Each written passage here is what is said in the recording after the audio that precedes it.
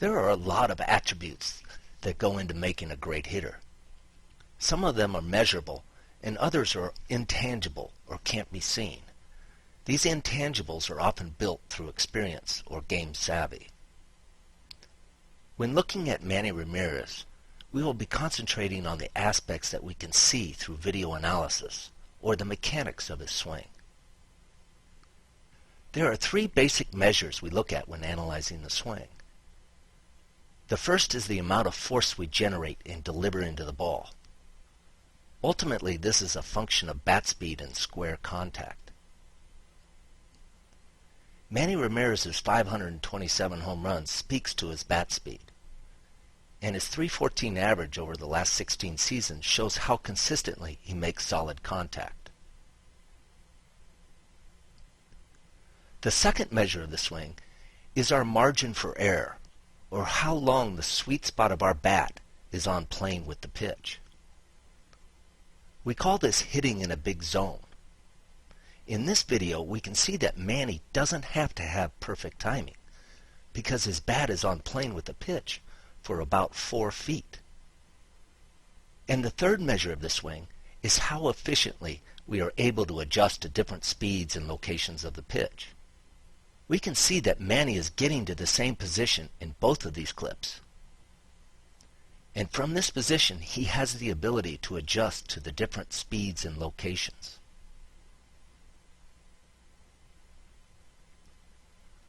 What sets Manny apart is how consistently he gets to this good hitting position with timing, and his remarkable ability to efficiently adjust to these different speeds and locations. If we take a look at his mechanics, we can see the principles that have enabled him to be so powerful and consistent over the years. Here we can see that he starts from an athletic position, with his head between his knees and his knees between his feet. And he also maintains a little movement in his stance. It's this movement that relieves tension and enables his mind to match the movements of his body to the visual cues he receives from the pitcher.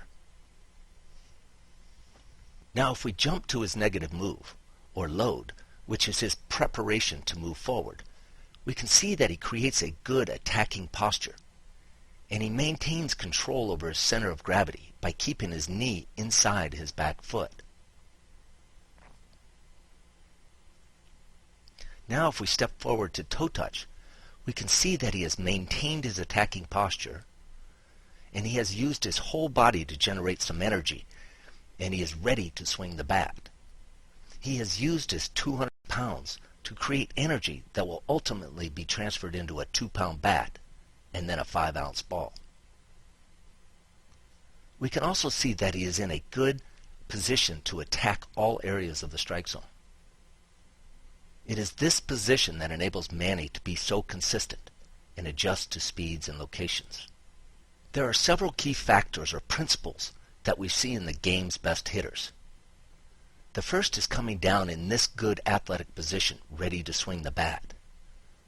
You will see the front foot at approximately a 45-degree angle. You'll see equal bend in the knees with pressure between the knees. And it's this pressure that gives Manny the ability to adjust to off-speed pitches. The hips will be square to the plate. The hands will be even or behind the back elbow in a position to pull or whip the bat. The bat will be angled behind his head, and it's this angle that enables him to generate that great bat speed. We can see in this video that he is ready to swing the bat at this point, but the ball is not there yet, so you will see him adjusting to a slower pitch than the one he was anticipating. By staying square and continuing to move forward and deeper into that front leg, storing that energy. And now at this point you will see the back elbow initiate a swing, and then ultimately you'll see the adjustment to the location of the pitch. Now if we go back and look in slow motion, we can identify other key principles throughout the swing. Here at heel plant, we can see that his posture has now reversed, enabling him to transition from his linear move into rotation. And at this point, his head will stabilize and stay within this circle throughout the rest of his swing.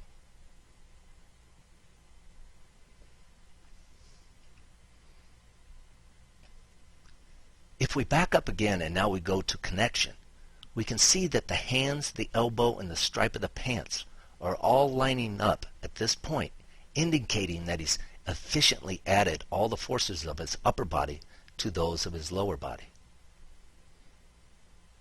If we back up, we can see here that his back elbow starts down, initiating his swing.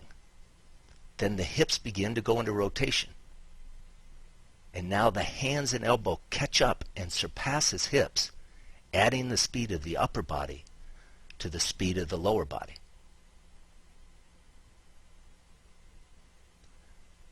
Another principle to analyze at connection is how much angle in the bat Manny maintains at this point in his swing that he will later release into the ball at contact.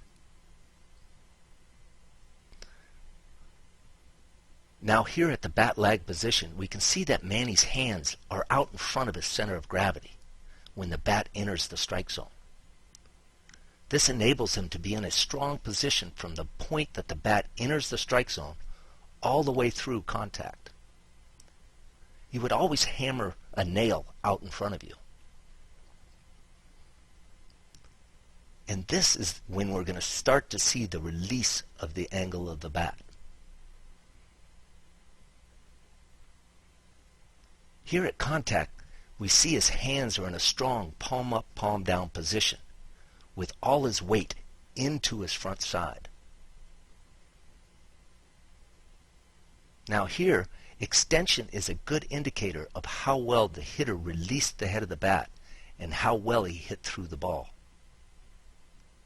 Even though Manny is hitting a home run to left center field in this clip, we can see that his arms and bat extended out through the middle of the field, indicating that his bat was on plane and was swinging out through the plane of the pitch.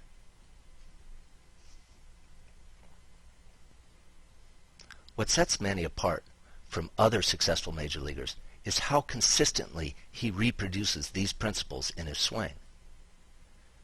Manny is probably more consistent than any other player that we have captured. This may be the reason why Manny is never late on a fastball.